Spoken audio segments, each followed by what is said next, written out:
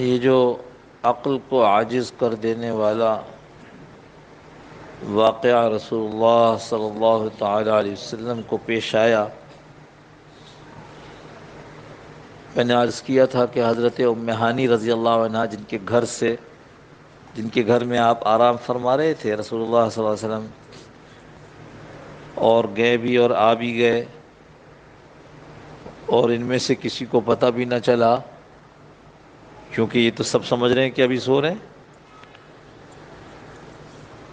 ہیں۔ آپ کو تو آج کل ہفتہ دو ہفتہ پہلے بکنگ کرانی پڑتی ہے نا سفر کی، اور پھر سفر میں رکنا اور رک کر واپس آنا، وہ تو اللہ نے عقل عاجز کرنی تھی لوگوں کی، لہذا آنن فآنن کام ہو گیا۔ تو میں نے عرض کیا تھا کہ ام ہانی رضی اللہ عنہ کو جب صبح رسول اللہ صلی اللہ علیہ وسلم نے ارشاد فرمایا کہ رات یہ ہوا، تو گھبرا گئی کہ اللہ کے رسول آپ کسی اور کو نہ بتلائیے گا یہ، کہ کیوں؟ کہا لوگ ویسے ہی آپ کے مذاق اڑاتے ہیں، آپ کو ساحر یا آپ بیمار ہو گئے ہیں ایسی باتیں کرتے ہیں، تو یہ تو بہت مشکل ہو جائے گا، لوگ استہزاء کریں گے۔ لیکن اللہ کے نبی صلی اللہ علیہ وسلم نے ارشاد فرما دیا، کیونکہ اللہ کا حکم ہے۔ جب اللہ پاک نے قرآن کی آیت نازل کر دی تو اب چھپائے گا کون؟ کیسے چھپائے گا؟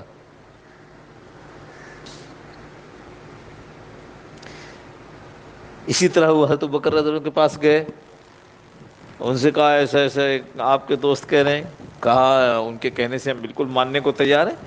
کیوں؟ اس لیے کہ ہم نے اس سے بڑی بڑی باتیں ان کے کہنے سے مان لی ہیں۔ ہم نے کون سا اللہ کو دیکھا ہے؟ ہم نے ان کے کہنے پہ اللہ کو مان لیا۔ ہم نے کب جبرائیل سے ملاقات کی ہے؟ ہم نے ان کے کہنے پر مان لیا کہ جبرائیل وہی لے کر آتے۔ ہم نے کب جنت جہنم دیکھی ہے؟ ہم نے ان کے کہنے پر مان لیا کہ جنت جہنم ہے۔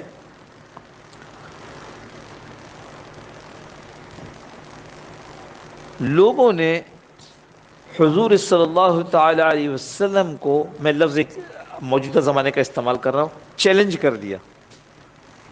اس زمانے کا لفظ اس لیے میں تاکہ سمجھ میں آ جائے۔ کیسے آپ چلے گئے اتنی دور؟ اچھا آپ اگر گئے تو بھلا بتائیے بیت المقدس میں کتنی کھڑکیاں ہیں؟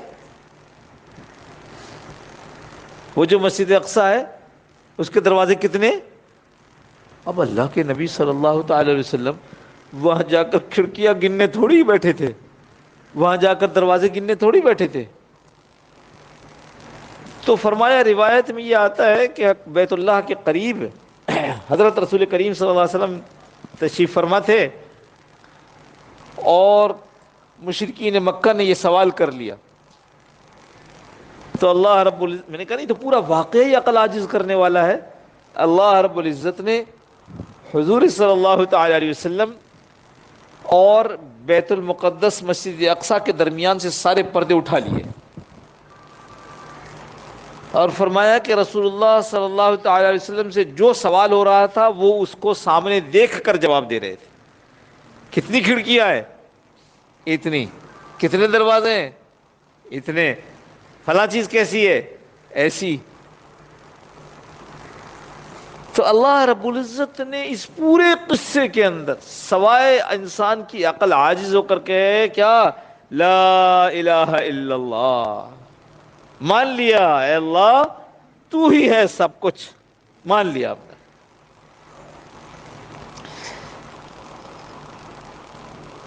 بعضوں نے سوال کیا ہمارا قافلہ آج کل میں آنے والا ہے واپس مکہ مکرمہ میں، یہ بتاؤ وہ قافلہ کہاں ہے؟ آپ صلی اللہ علیہ وسلم فرمایا کہ ایسا ایک قافلہ میں نے دیکھا تھا مکہ مکرمہ کے قریب ہے۔ اچھا کب تک پہنچے گا؟ فرمایا بظاہر تو سورج غروب ہونے سے پہلے پہلے، یعنی دن میں آ جائے گا۔ اب یہ قریش انتظار کر رہے ہیں، اب آیا اب آیا اب آیا اب آیا، یہاں تک کہ سورج غروب ہونے کے قریب ہو گیا۔ اللہ کے رسول صلی اللہ علیہ وسلم نے ہاتھ اٹھا لیے، اللہ سے مانگ لیا۔ اس وقت میں کتابوں میں آتا ہے اللہ پاک نے سورج کو روک دیا اس وقت تک جب تک کہ وہ قافلہ مکہ مکرمہ میں داخل نہیں ہو گیا، پھر سورج کو اجازت ملی کہ اب غروب ہو جا۔ اس معجزے کو، یہ معجزے کے اندر معجزہ ہے، اس معجزے کو حبس شمس کہا جاتا ہے، سورج کو روک لینا، سورج کو قید کر لینا، حبس کر لینا۔ میرے دوستو اللہ نے اپنی اتنی نشانیاں بتلائیں، لیکن سچ ہے مسلمان کون ہوا؟ وہ جس کی مقدر میں ہدایت تھے۔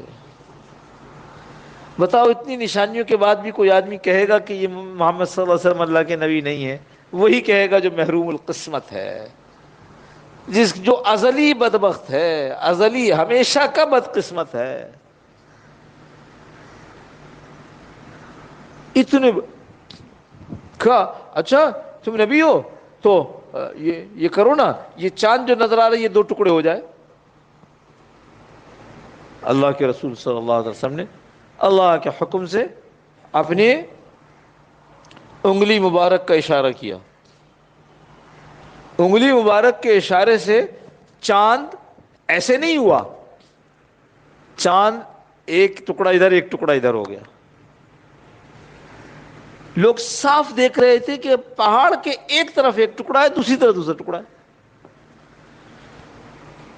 ابو جہل کہنے لگو یہ نظر بندی ہے، یہ نظر بندی ہے، محروم القسمت تھا، ہدایت مقدر میں نہیں تھی۔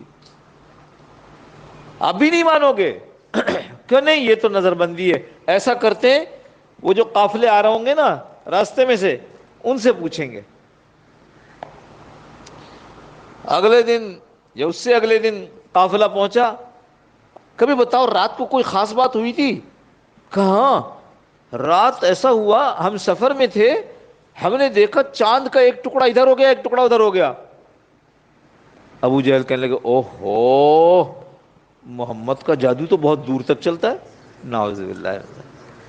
مقدر میں ہدایت نہیں ہو دوستو، کوئی ہدایت نہیں دے سکتا۔ بڑا بڑا آدمی جس نے اسلام، کتاب، قرآن، حدیث کا بڑا مطالعہ کیا ہے، مقدر میں ہدایت نہیں تھی، خود بھی گمراہ ہوا قادیانی اور کتنوں کو گمراہ کر گیا۔ بہت بڑی دولت ہے دنیا میں، یہ وہ دولت ہے جس سے دنیا بنتی ہے، جس سے قبر بنتی ہے، جس سے حشر بنتی ہے، اس سے آدمی کو جنت کے اندر درجات ملتے ہیں۔ اور دوستو اسی دولت سے غفلت ہے، اسی دولت سے غفلت ہے۔ مال روزانہ گنتا ہے، ہاں کہیں کوئی الٹی سیدھی خبر آ جائے تو فوراً پریشان ہو جاتا ہے، اور ہدایت پر وہی نہیں ہے۔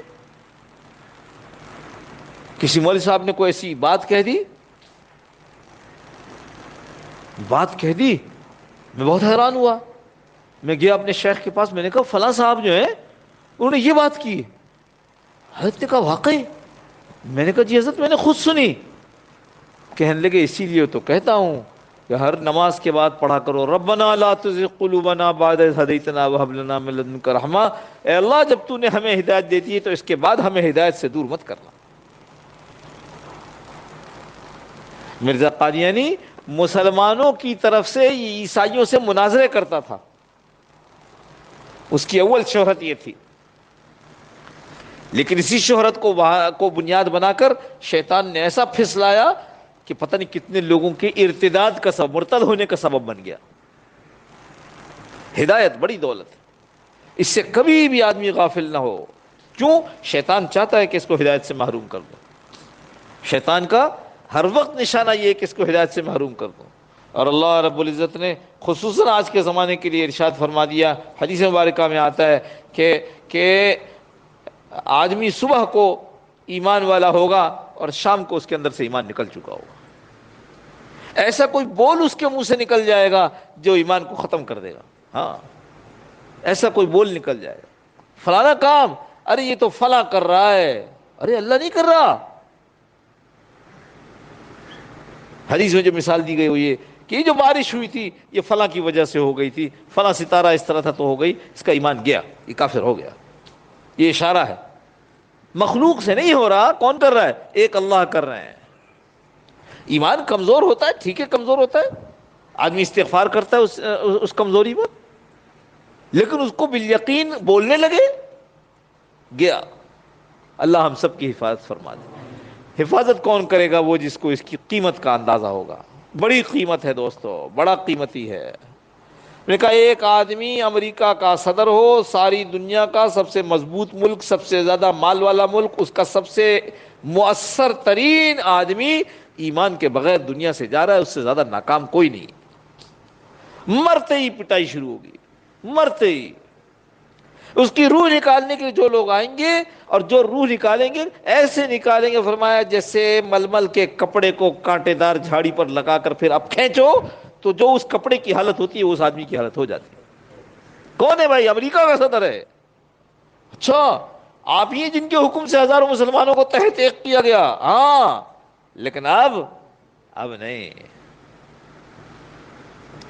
ایمان کی پرواہ کرو بھائی، ایمان کی پرواہ کرو، اس کو بچا بچا کر اپنے ساتھ رکھنے کی کوشش کرو۔ نکل جاتا ہے، آدمی کو پتہ نہیں چلتا، نکل جاتا ہے۔ اس کے لیے کہتے ہیں یہ ماحول کے اندر جڑے آدمی، نیکوں کے ساتھ اٹھے بیٹھے، جہاں ایمان کی، قبر کی، حشر نشر کی بات ہوتی، جنت جہنم کی بات ہوتی۔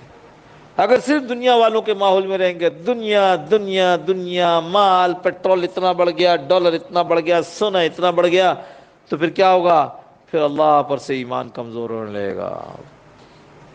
یہ کام کیوں ہوا؟ اس لیے کہ وہاں جنگ ہو گئی۔ یہ کام کیوں ہوا؟ اس لیے کہ پیداوار بند ہو گئی۔ یہ کام کیوں ہوا؟ اس لیے کہ حکومت نااہل ہے۔ یا خدا، اللہ کہہ رہے ہیں زمین اور آسمان، زمین اور خشکی پر، تری پر خشکی پر جو فساد، جو بگاڑ آ رہا ہے وہ تمہارے عمل کی وجہ سے آ رہا ہے۔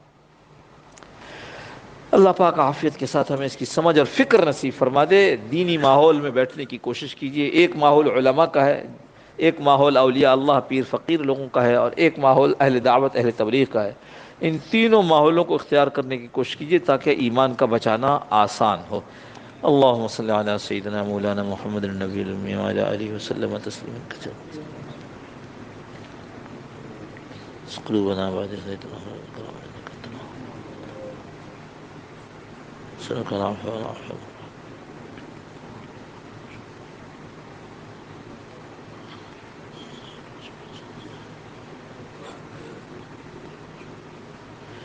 صلى الله تعالى على خير خلقه محمد وعلى آله وصحبه أجمعين برحمتك يا أرحم الراحمين۔ جزاكم الله خير، السلام عليكم ورحمة الله۔